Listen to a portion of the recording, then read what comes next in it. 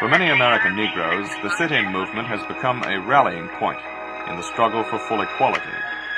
And yet there is as well a significantly large number of American Negroes, Muslims, who have objected strenuously to the sit-ins. In view of this, Mr. Malcolm, I would like to ask you, what is it precisely that the Muslims object to about the sit-in movement?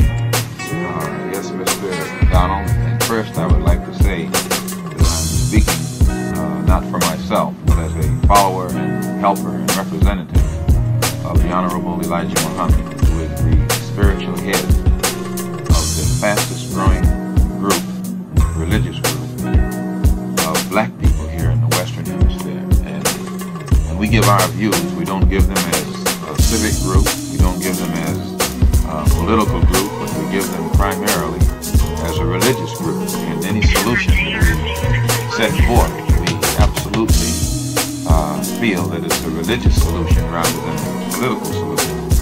One of the reasons that the Honorable Elijah Muhammad, in teaching us here in America, is giving us a solution that differs drastically from the sit-in movement. He's trying to make us men. Now, the very fact that you find students all over the world today are standing up for their rights and fighting for their rights. But here in America, the so-called Negro students have allowed themselves to be maneuvered under a tag of sit-in. The word sit itself is not an honorable tag. Anybody can sit. An old woman can sit. A coward can sit. A baby can sit. Anything can sit. But it takes a man to stand. And when they attach this sit-in term or title to this movement, it stigmatizes it.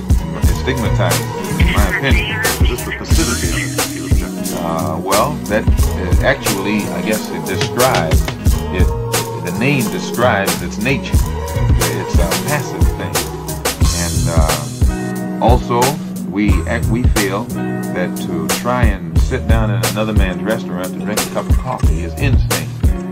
If I were in the South and a Southerner didn't want me to eat in his restaurant, and I forced my way in and then let him go back in his kitchen and prepare some coffee for me to drink, I'd consider myself insane to drink. We don't think that that's the solution.